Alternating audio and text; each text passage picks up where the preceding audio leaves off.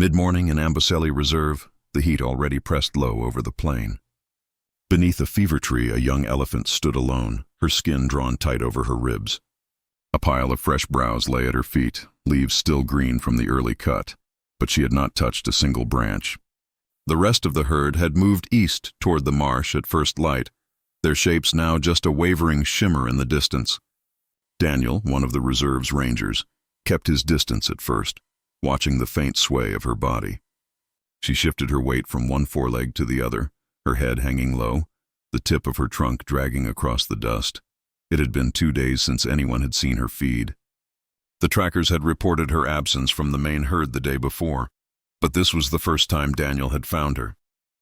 The small wound on her flank, barely visible under the folds of loose skin, suggested a clash, perhaps with another female over water, perhaps during a tense herd movement. Whatever had happened, it had left her separated and unwilling to eat. If she continued like this, she would weaken beyond the point where even water could keep her alive. In elephants, 2 days without food in the dry season meant a sharp decline. Another day could make it irreversible. Daniel approached a few paces closer, careful not to push her from the scant shade she had found. She turned slightly, one ear shifting in his direction, but made no move to leave. Her stillness was not trust. It was exhaustion. The air around her carried the faint sour scent of an animal running low on reserves, a body already dipping into its last energy. From where he stood, Daniel could see the scattered paths of the herd's morning movement, wide arcs in the dust where heavier bodies had pressed the earth. She should have been there with them, walking slowly toward better feeding grounds. Instead, she remained here, rooted in one spot, the browse untouched. He glanced again at the pile, each branch still holding tender shoots that would normally draw a young elephant's trunk within seconds. She hadn't even tested them. He lowered his voice, letting the words carry no command. "It's all right," he said softly. She shifted her front foot, a small grind of hoof against soil, and let out a slow, almost inaudible exhale. The sound was not distress, but it carried no strength either. Daniel knew that without intervention, the afternoon heat would only deepen her dehydration, making the effort to chew and swallow feel heavier still. The nearest waterhole lay almost 2 kilometers away, too far for her in this state without feeding first. Food was the only way to break the spiral, but elephants in distress often refused it, even when it meant their survival. He stepped back again, giving her the full circle of shade. It was not time to press her. If she ran now, she would burn through what little she had left. A gust lifted the fine dust from the open plain, swirling it briefly between them. She blinked against it, her ears folding slightly forward before settling again at her sides. The sunlight fell in broken patches through the tree above, catching the dull gray of her skin. Daniel watched for any sign of interest in the food, a reach of the trunk, the shift of her head, but none came. Her eyes moved instead toward the empty horizon where the herd had gone. In the stillness, the stakes were clear.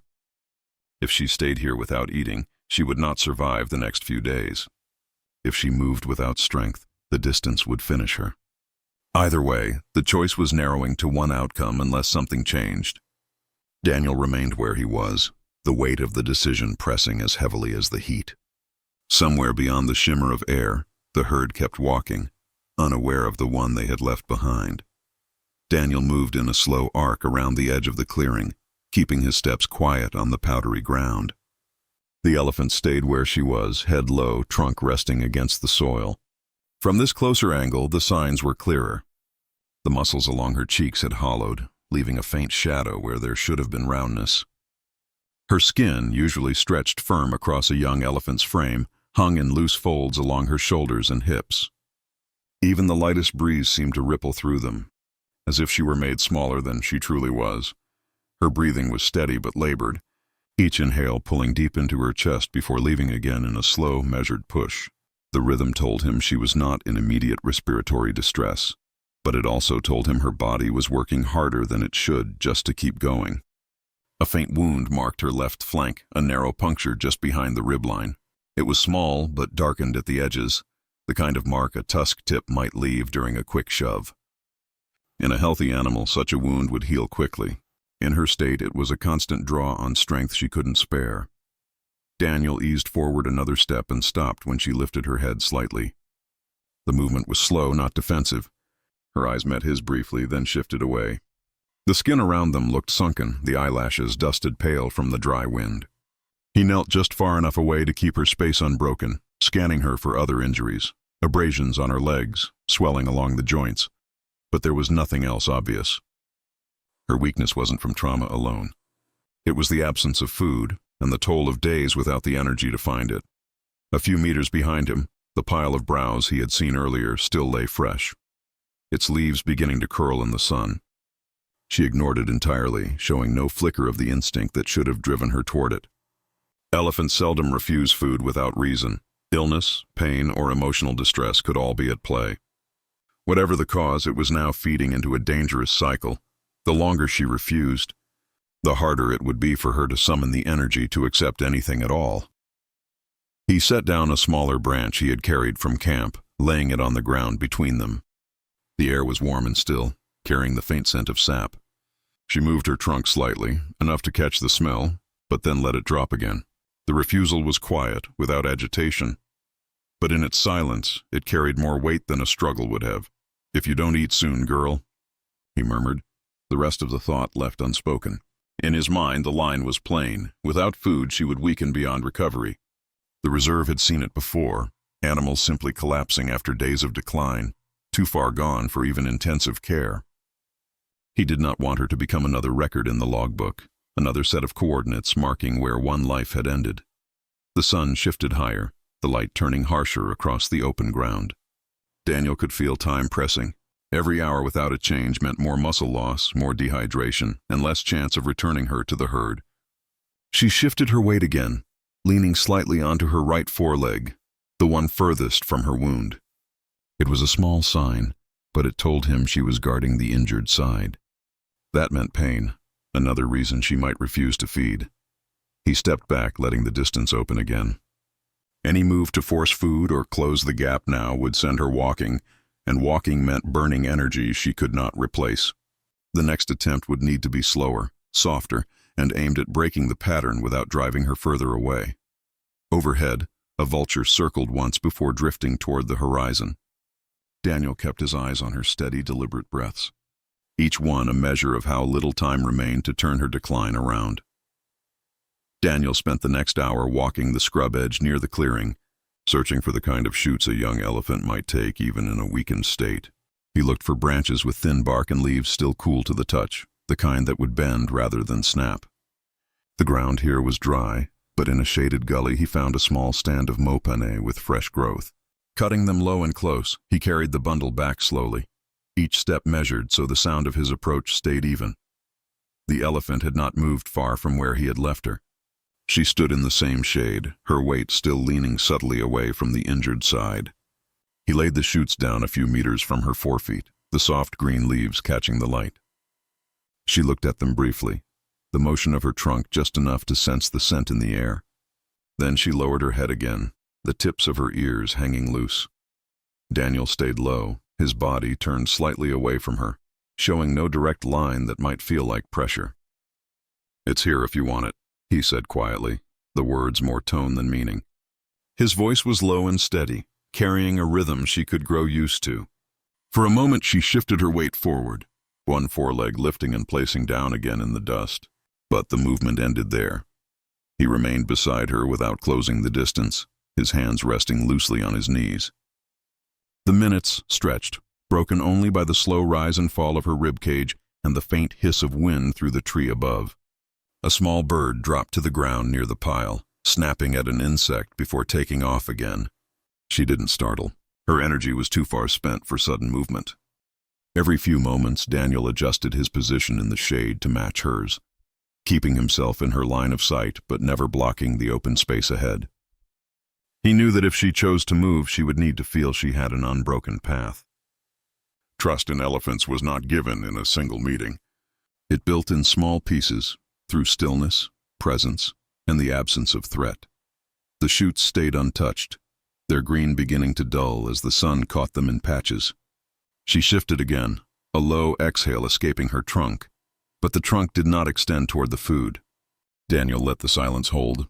Forcing contact now would undo the hours already spent here. The shade began to thin as the sun angled overhead, the edges of the clearing growing brighter. A small breeze carried the smell of the mopane leaves toward her again, and this time she lifted her head just enough to catch it. The movement stopped short, her trunk curling slightly but never reaching forward. If she refused now, he would try again later. The first acceptance might come at dusk when the heat lifted and the air softened.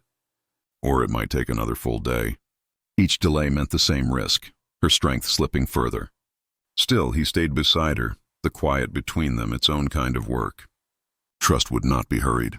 It would come, if it came at all, in its own time, and only if he was here when she was ready.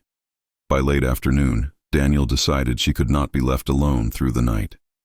The risk of wandering too far from shade or water in her condition was too great.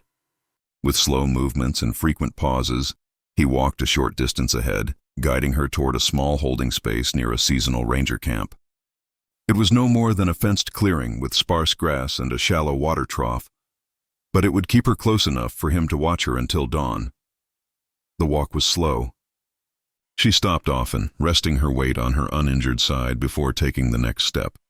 By the time they reached the camp, the sun had dropped low, the heat easing into a cool stillness.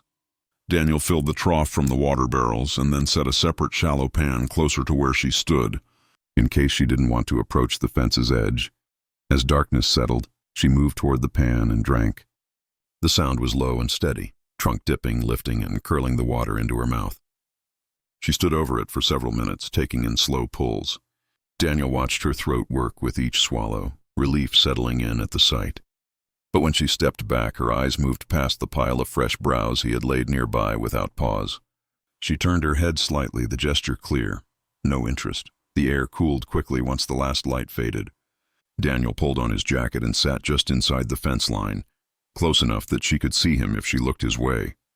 The night was quiet except for the rustle of dry grass and the occasional soft splash as she returned to the pan for more water. Between those moments, she stood almost motionless, conserving what little energy remained. He spoke only once, his voice a low thread in the stillness. "You need something more, girl." It wasn't a plea, just a plain truth.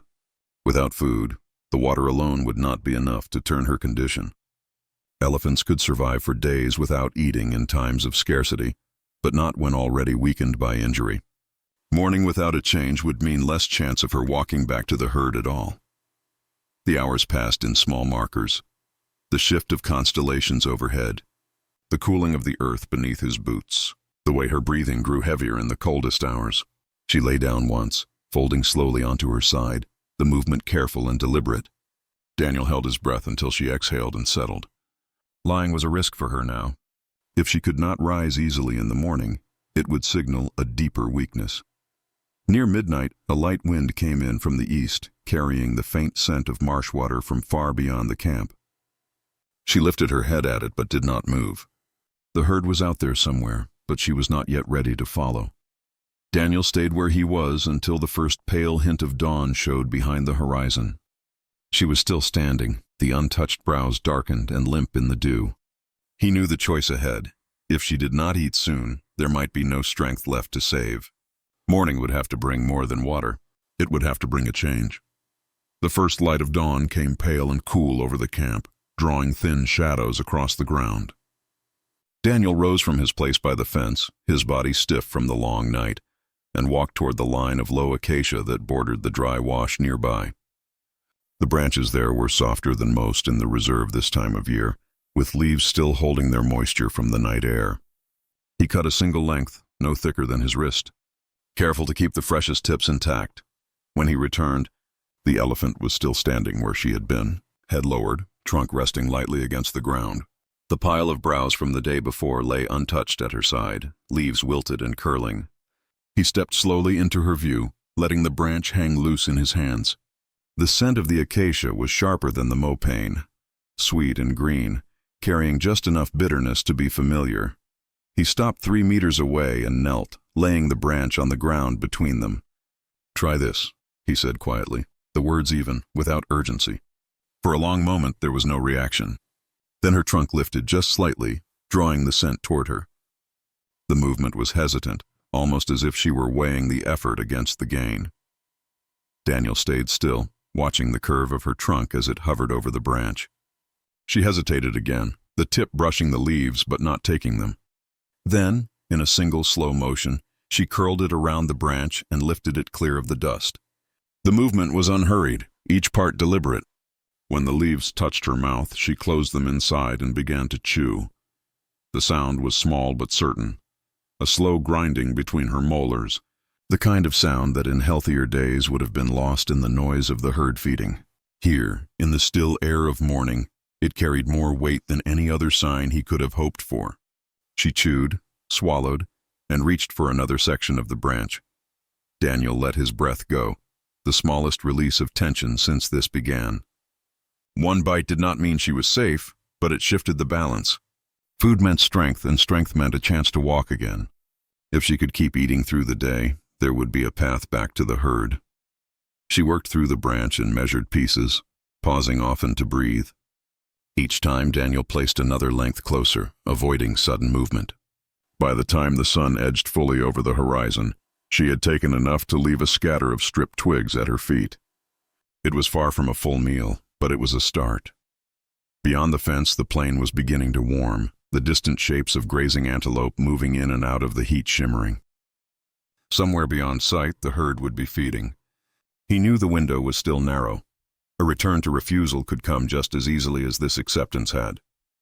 But now, for the first time in days, there was a line between life and loss that could be moved in her favor. Daniel stepped back, letting her stand over what remained of the acacia, and waited for her to take the next bite on her own. The morning had given them one small change. Now they would see if it could carry through the day. By mid-morning, the change was visible in the smallest ways. The elephant's head no longer hung quite so low, and her trunk moved with more purpose, curling toward the acacia branches Daniel continued to bring. She ate in intervals, pausing to rest between mouthfuls, but each hour she took a little more than the last. The stripped twigs began to pile at her feet, a quiet sign that her body was beginning to reclaim the strength it had been losing. Daniel knew they could not stay by the camp indefinitely. The herd would be moving farther with each hour, and the longer she remained apart, the harder it would be for her to find and rejoin them. Waiting too long risked her becoming completely detached from their daily routes, and a young female without a herd was vulnerable in ways the open plain never forgave. When she had finished the last branch in the bundle, Daniel stepped to the gate and opened it slowly. She turned her head toward the sound, watching him without shifting her feet. "We'll take it slow," he murmured, his voice low in the still air. He walked forward into the open, glancing back to see her take the first step beyond the fence. It was cautious, her body leaning slightly away from the injured side, but she kept going. The plain ahead was wide and pale under the midday sun. Far on the horizon, faint shapes moved in a slow line, their forms broken and reformed by the heat shimmer. Daniel recognized the pattern, elephants walking toward the marshland's edge. It was too far to close quickly, but not so far that she couldn't reach them if her pace held. They moved together, her steps short but steady. At times she stopped, resting her trunk against the ground as if measuring her strength. Each time Daniel waited beside her, letting her choose when to continue. The distance between them remained respectful, just enough for her to feel unpressured, but close enough that she could read his presence as a constant. The dust rose lightly with each step she took, catching in the low breeze and drifting behind them. Birds lifted from the grass as they passed, settling again in the quiet they left. With each short stretch they covered, the gap between her and the herd narrowed in the smallest increments. Daniel kept his eyes forward, marking the slow shift in the shapes ahead. The risk was still plain. If she stopped before reaching them, the separation could stretch into another day, and another might be too much for her recovering body. But the direction was right, and the sight of the herd in the distance seemed to hold her attention as firmly as the food had that morning. By the time the sun began to lean west, the herd's shapes were clearer, tall silhouettes breaking the horizon line, moving in a loose cluster. She paused once more, her breath deeper from the effort, but then lifted her head and took another step forward. It was a choice, however small, to keep going. Daniel walked on beside her, the open plain ahead holding both the danger of distance and the hope of reunion. If she could reach them before nightfall, she would not have to stand alone again. The heat of the afternoon pressed down hard by the time they closed the last stretch of open plain. The herd was no longer a wavering blur in the distance, but a distinct cluster of bodies, the dust rising around their slow movement. The air between was thick and still, holding the faint rumble of low calls. The young elephant's steps had grown heavier, but each one brought her closer to the sound. As they neared, the herd began to slow. The outer cows turned first, their ears lifting, trunks extending toward the scent that carried on the breeze. Daniel stopped walking, letting her move the last meters on her own. She hesitated once, lifting her head higher, then kept going. The space between them closed until the front rank of elephants stood still, facing her in a quiet line. From the center of that line, a matriarch stepped forward. Her size and bearing marked her as the oldest, the one the others would follow. She moved with unhurried certainty, crossing the gap and reaching her trunk toward the young female's flank. The touch was deliberate, a slow sweep from hip to shoulder, pausing briefly over the shallow wound. The younger cow leaned into it, the first physical contact she had accepted from her kind in days. One by one, the others began to move in, their trunks brushing her sides, their flanks pressing lightly against hers. It was not a loud greeting. No trumpet split the air. Instead, the moment was filled with the soft friction of bodies meeting, the faint exhalations of breath, and the weight of quiet acknowledgement. Daniel remained where he was, the heat shimmering around him.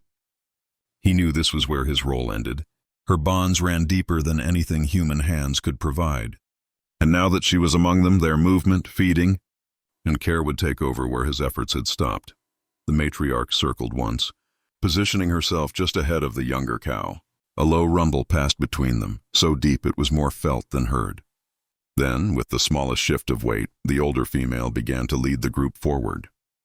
The young one moved into their center, her pace matching theirs, her sides brushing against the steady rhythm of the herd. Dust clung to the air, catching in the afternoon light as the cluster moved on. Daniel watched until the shapes began to blend again, their outlines softening with distance. The risk that had shadowed her for days was easing now. Among her own, she would not stand alone through the heat or the night. Got it? You want? Chapter 8 expanded to exactly 700 words while keeping the same cinematic wildlife rescue tone and structure we've been using. I'll rewrite the scene so it flows naturally, keeps the emotional quiet, and lands precisely on word count. The sun had begun its slow descent by the time the herd turned toward the marsh. The fierce white heat of the afternoon had softened into a deep gold that spread across the plain, casting long shadows beneath their heavy steps. Dust hung in the air from their movement, drifting upward in slow curls before settling again on the baked earth. At the center of the group, the young female walked in the steady shelter of the others, her body framed on every side by the solid flanks of her kin. Her gait was still measured, but the uneven sway from the days before had gone. She carried her head level now, her trunk lifting occasionally to touch a passing flank or sweep the ground for scent. Daniel followed them from a respectful distance, far enough that his presence no longer shaped their path. His boots pressed lightly into the trail their broad feet had left, each print a soft depression ringed by powdery dust. The air carried the faint smell of the marsh far ahead, damp, sweet, and threaded with the scent of reeds. He could not yet see the water, but the herd would know exactly where it lay, the way their kind always had. The young female moved with care but without hesitation, her place in the group holding firm. Now and then she brushed her shoulder against the elephant nearest her, a silent reassurance exchanged without pause in their stride. The wound on her flank was still visible, a small dark patch just behind the rib line, but it no longer pulled her posture inward. She was not healed entirely, but the change in her was plain. This was an animal walking toward life, not away from it. Around her the herd moved in a loose but deliberate pattern, younger calves toward the middle, older cows taking the lead in the flanks. The matriarch walked just ahead of the young female, setting a pace that was neither slow nor taxing, a rhythm that kept the group together without strain. Their breathing was deep and even, each exhale releasing in a low, almost tidal hush. The light grew warmer still, catching in the fine dust at their feet. Daniel stopped on a slight rise and let the distance widen, knowing there was no further role for him to play. From here he could watch without intruding. The soft rhythmic sound of their steps reached him across the open space, joined by the low rumbles they exchanged in intervals too faint for human ears to fully catch. It was the language of the herd, layered, constant, and older than the land itself. Ahead, the plain broke into a gentle slope toward the marsh. Thin lines of greener grass marked where underground water pushed closer to the surface. The herd would drink soon and feed well into the evening before the cool of night settled in. The young female kept her place, her steps unbroken. Each stride carried her further from the still dangerous isolation of the past days and deeper into the protection of her own kind. The gold light clung to their backs as they descended the slope. Dust drifted upward in their wake, catching the sun until it seemed to glow before fading into the dimmer air below. Daniel stood still, fixing the sight in his mind, the slow sway of their movement, the faint line of prints they left behind, the way her smaller frame was no longer set apart but absorbed into the larger shape of the herd. At the marsh's edge, they paused only briefly before moving into the shallows. From his distance, he could see the ripples spread outward as trunks dipped into the water, the line between earth and sky reflected in broken silver. Soon the shapes began to merge with the shadowed reeds, each step blending them into the darkening horizon. Daniel waited until the sound of their breathing, so steady and close a short while ago, faded into the hush of evening wind. The plain felt larger without them, quieter in a way that was not emptiness, but completion. She was no longer his to watch over. The work of keeping her alive had passed back to the herd. As the last of the dust settled and the sun's edge slipped below the land, he turned toward the faint path back to camp. The day's heat had gone, replaced by the cool breath of night rising from the marsh. In his mind, the image remained. Her walking in the center, steady now, carried forward by the rhythm of her own kind. It was enough.